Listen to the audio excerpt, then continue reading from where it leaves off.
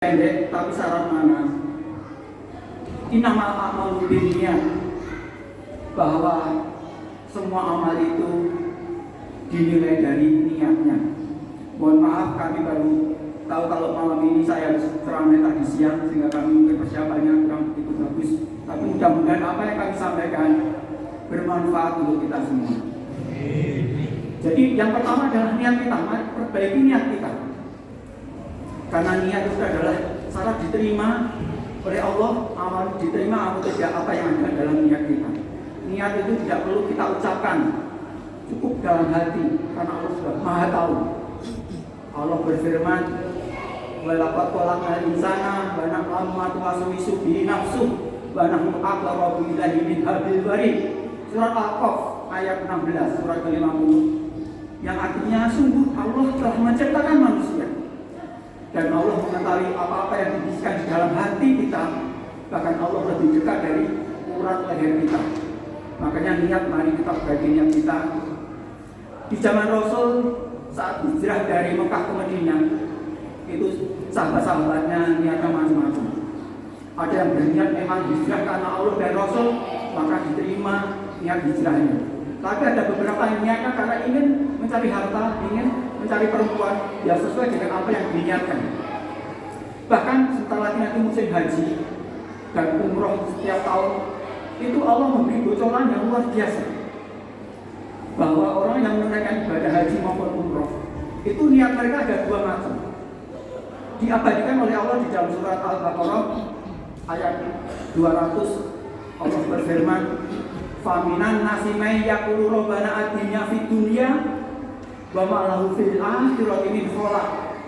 Ini mereka yang niatnya hanya untuk mencari dunia. Ini orang-orang munafik, kalau pergi haji maupun umroh niatnya hanya untuk dunia dan di akhirat tidak mendapatkan sama sekali.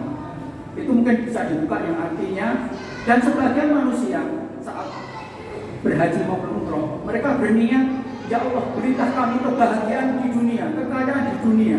Itu aja yang diminta, sehingga di akhirat tidak mendapatkan sama sekali, walaupun mereka Islam, iman, tapi munafik.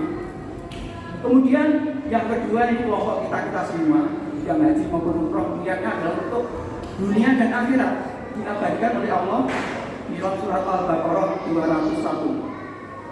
Wa minhum may yaqulu rabbana atina fid dunya hasanah wa fil akhirati hasanah wa qina adzabannar. Ini niat yang benar dan doa yang benar saat kita umroh maupun haji. Itu baru satu, mari kita perbaiki niat kita masing-masing agar setiap aktivitas kita bernilai ibadah ikhlas karena Allah Subhanahu wa taala.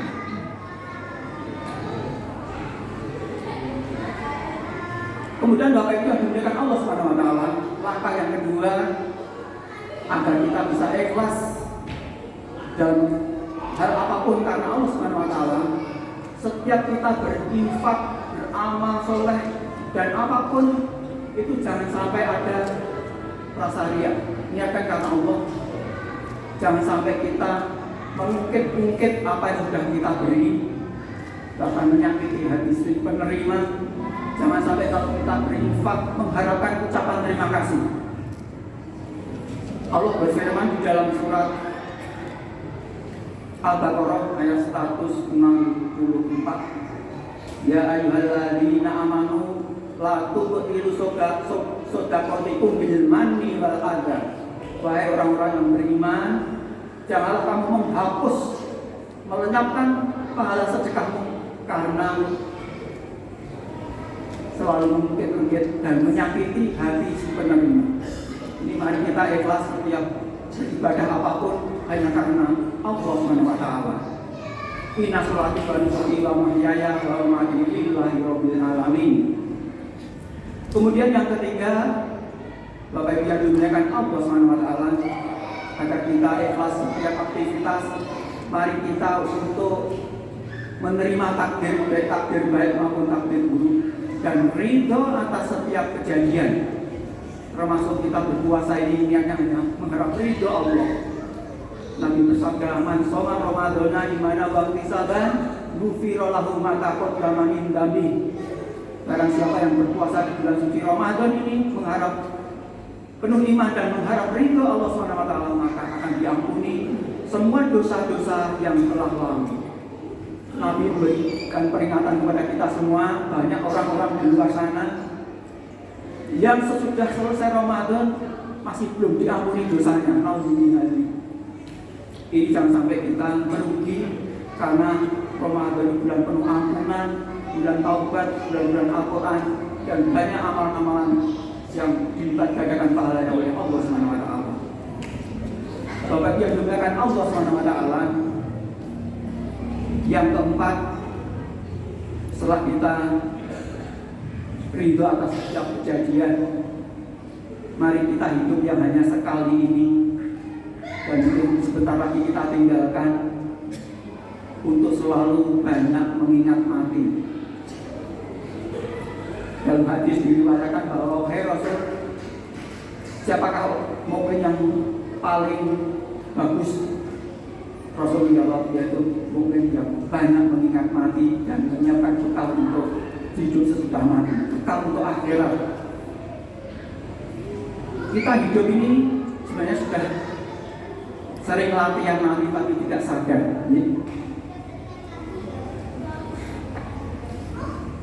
Bahwa tidur itu adalah latihan mati kita. Setiap hari kita tidur 8 jam. Kadang-kadang dalam sehari tidurnya sampai 3 kali.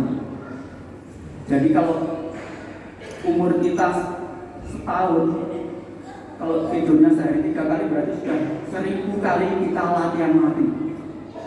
Kalau umur Pak Ustadz ini sekarang 70 tahun, tidurnya sehari 3 kali, berarti sudah 70.000 kali kita latihan mati. Maka mati jangan ditakuti, tapi mari kita siapkan dan sebaik-baik bekal, yaitu bekal takwa. Wa tazawwadu fa inna khairaz zadi taqwa wa taqul ya ulil albab. Mengenai mati ini luar biasa. Allah memberikan gambaran bahwa Allah itu Maha Kuasa atas segala sesuatu.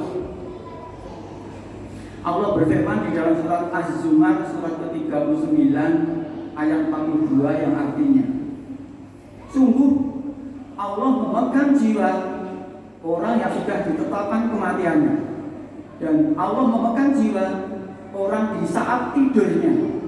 Kemudian Allah menahan jiwa orang yang sudah ditekan kematiannya, dan Allah mengembalikan jiwa di saat bangunnya. Yang demikian ini merupakan pelajaran bagi orang yang mau berpikir. Kita semua akan mengalami cepat atau lambat. Mati tidak mesti harus tua, tidak harus melalui sakit. Kapanpun bisa, pagi sehat, sore tinggal nama. Bahkan sekarang masih puasa, mungkin minggu depan sudah wallahu alam. Kita setiap saat harus siap. Makanya apapun yang kita kerjakan, ini akan ikhlas karena Allah SWT. Kemudian Bapak Ibu yang dimuliakan Allah SWT, yang terakhir, mari kita di sisa hidup ini kita punya kelompok komunitas, yaitu kelompok orang-orang yang soleh, kelompok orang-orang yang jujur. Insya Allah di masjid kita punya komunitas yang isinya saling mendidik, membina, mengingatkan. Allah berfirman, ya ayyuhalladzina amanu taqullaha wa kunu ma'asyshadiqin.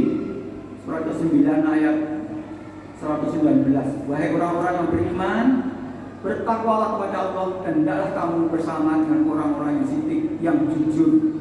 Insya Allah kita punya kelompok yang soleh semua ini. Ini adalah kelompok-kelompok yang cinta sama masjid.